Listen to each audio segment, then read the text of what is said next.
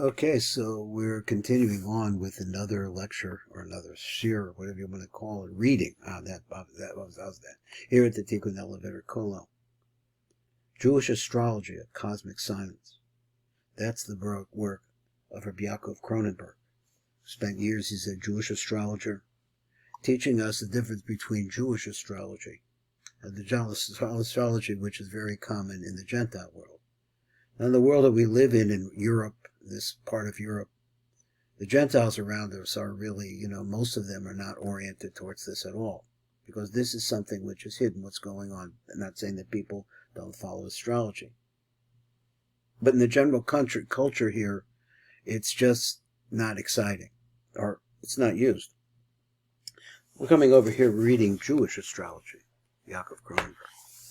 So he says, in this lecture tonight we're going to concentrate on the fifth level of Adam's chart, the essential name of God, which we're calling Havaya. We are also going to find the sources in the Torah for these 12 permutations. So we said there are 12 different permutations on that wheel that we saw in yesterday's shir. Let me just show it to you again. These are all different combinations of how you can spell the name Yud K Vav K, which is here's the basic Yud K Vav K in the chart. But we're going to say, he says he wants to talk about this outside ring here. That's the ring that in this concept, in the concept of astrology, is the concept of the shining, of the light, of the energy, of the Ein Sof Baruch Hu towards us through letters. And what I ask you to do is imagine that at one time there was nothing but whiteness. There was no black at all. And then the whiteness, don't ask me how, created blackness, a place where there was no white. And ultimately they formed themselves, this is the Jewish, the Kabbalistic view of this, I think. They formed themselves into different lines and different formations that produced ultimately letters. And the light, therefore, the letters block the whiteness. But the whiteness seeps through, but in a changed form. Now, this is a basic idea in Kabbalah. It's something that you can understand if you think about it. If you just take the example here and imagine that all of the white is nothing.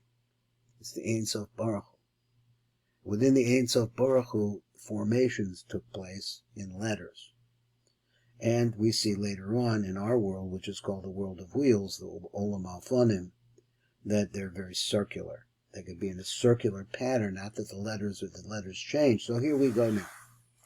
I'm going to introduce the concept of permutations, says Reb Yaakov, a little clearer here, through the book of Sefer Yetzira. Now, our patriarch Abraham wrote this book, and it only contains a couple of pages. He said that previously, well, every word counts.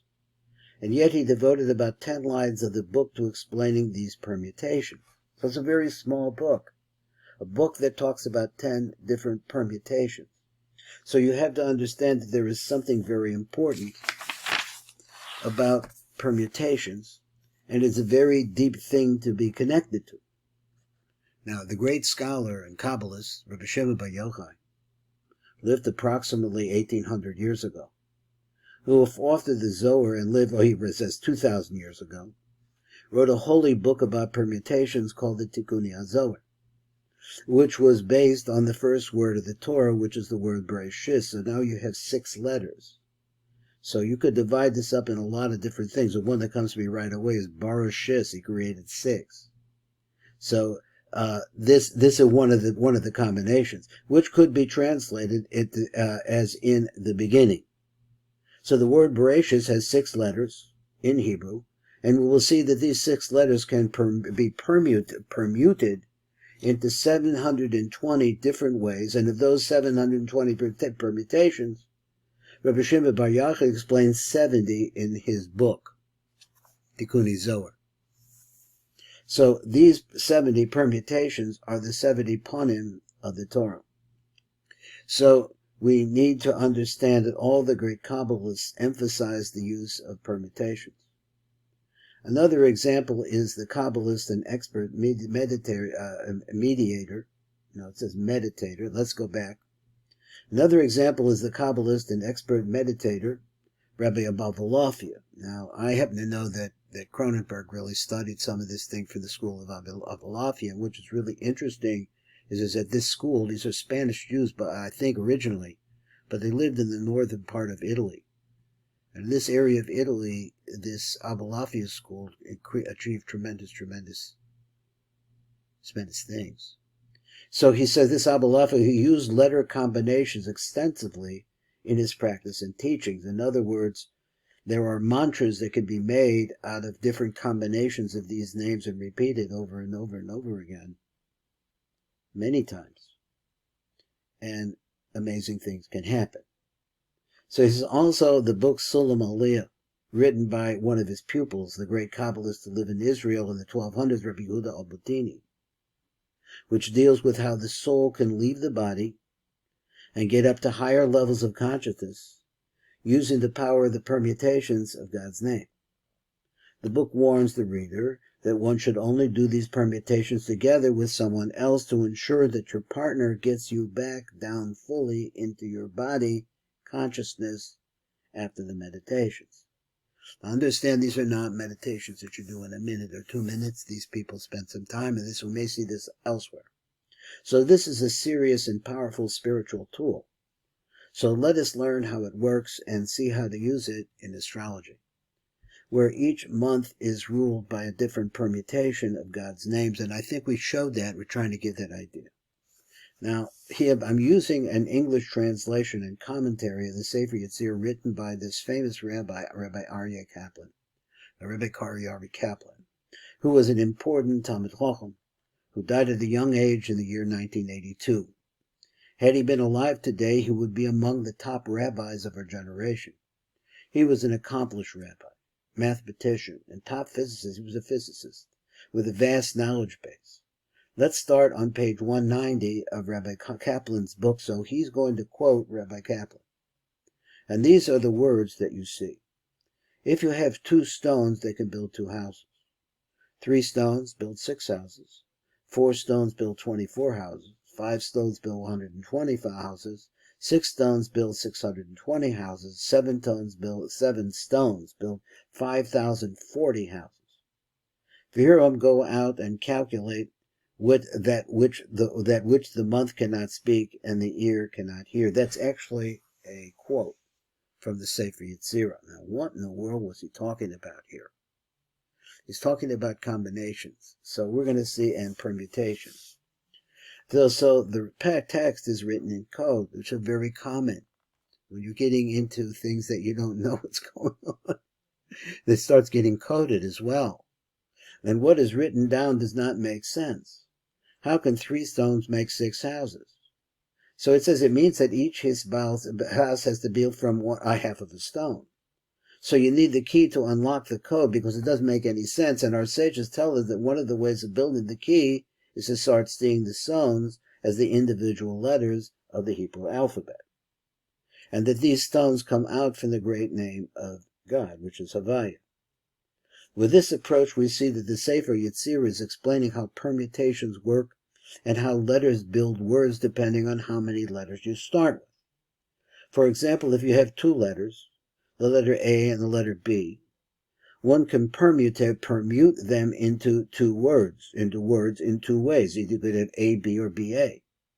These are the 2 stones that build 2 houses. So we understand now he's saying, and I've been explaining a little bit on this side, that the houses represent the factoring or fractioning, I'm not sure exactly the word, of light coming through, each like as a prism in a certain way.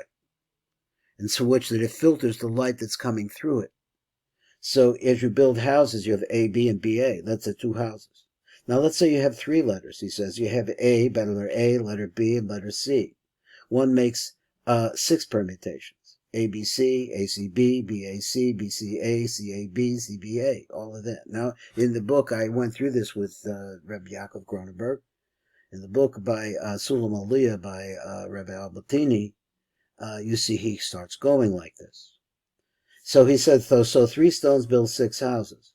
In a similar way, 4 letters can be permuted in 24 different words, and 5 in 120, And it starts going on like this. These are the kind of combinations you can make out of letters. Out of 4 letters, you can make 24 different words. And it goes on up to 7 letters that build 5,040 words. And then after that, throughout this fourth, so he says it gets to numbers that are very difficult to handle.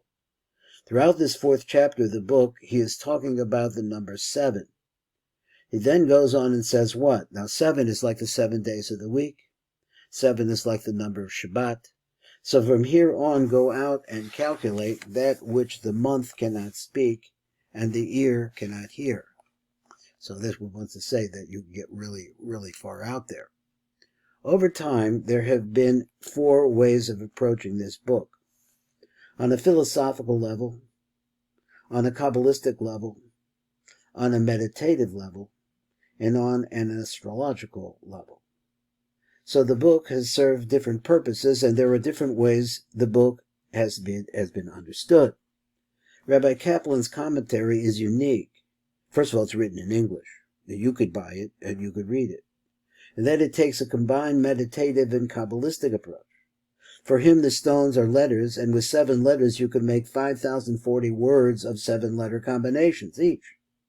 It would talk about 3 hours of concentrated meditations. He said the beginning and Sunday, he said 3 hours of concentrated meditation to cover the precise permutations, which is difficult but not impossible.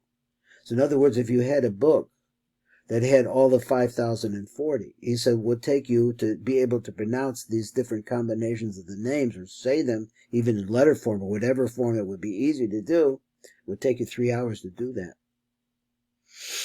And it's difficult to do something like that for 3 hours.